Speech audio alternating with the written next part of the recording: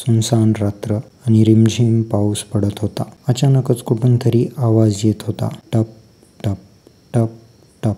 अशा या भयान रात्री एक कुटुंब तेथून जात होतं. त्यांना राहायला जागा पाहिजे होती. त्या वाड्याच्या शेजारी स्मशानभूमी, म्हणजे थोडक्यात तो वाडा स्मशानभूमीतच होता. त्या वाड्याच्या समोर एक चांगले घर होते, पण त्या घरात कोणीच राहत नव्हते. त्या कुटुंबाला राहायला जागा मिळाली. ते तिथे एक रात्र राहणार होते. त्या कुटुंबात एक माणूस, त्याची पत्नी व मुलगा होता.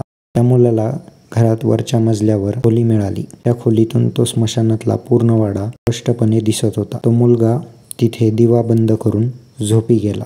त्यानंतर मध्यरात्र झाली आणि कसल्या तरी आवाजाने तो झोपेतून उठला. त्याने दिवा लावला आणि इकडे तिकडे बघितले. त्याने खिडकीतून बाहेर नजर टाकली. त्याला त्या वाड्यात उजेड दिसू लागला. कोणीतरी हातात कंदील धरून उभे असल्याचं त्याला भासायला लागलं. तो घाबरून गेला.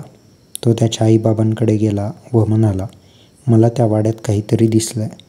त्याचे बाबा म्हणाले, अरे पण नेमकं काय होतं? तो म्हणाला, मला ठाऊक नाही. त्याचे बाबा म्हणाले, तुला कदाचित भास होत असेल. तू आत्ता जा आणि गाढ झोप घे. आपल्याला उद्या परत प्रवासाला निघायचं आहे. तो म्हणाला, ठीक आहे. तो परत गेल्यावर त्या वाड्याच्या त्याला जिथे छबी दिसली होती तिथे काहीच नव्हते. तो पुन्हा झोपायला गेला, परंतु त्याला झोप लागेना. तो परत उठला. त्याला परत त्या वाड्यात काहीतरी असल्याचं भासू लागलं. त्याने मनाशी ठरवलं, आपण तिथे जाऊन त्या गोष्टीचा उलगडा करायचा. तो स्मशानात गेला. तिथे त्याला भयंकर आवाज येऊ लागले. तो खूप घाबरला. मनात घालमेल होऊ लागली. पण परत फिरावे की आत जावे हेच त्याला कळेना. परंतु त्याला छडा तर लावायचाच होता की नेमकं वाड्यात कोण आहे. तो वाड्यात शिरला. वाड्यात शिरता क्षणीच त्याला वेगवेगळ्या प्रकारचे आवाज येऊ लागले. वाऱ्याचा सू सू करणारा एक शांत आवाज त्याच्या कानातून लहरू लागला.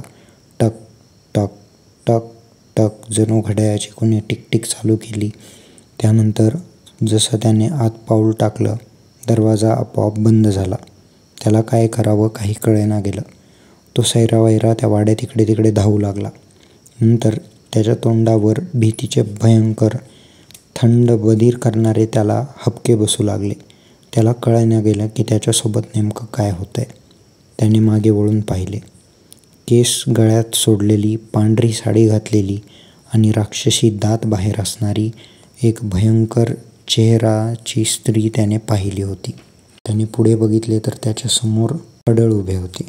हडळाने त्याच्या खांद्यावर हात टाकला. नंतर तो तिथे थांबलाच नाही. तो साठ पळाला.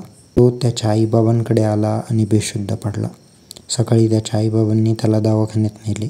त्याला जेव्हा जाग आली तेव्हा त्याने सर्व हकीकत तेथील वैद्यांना सांगितली.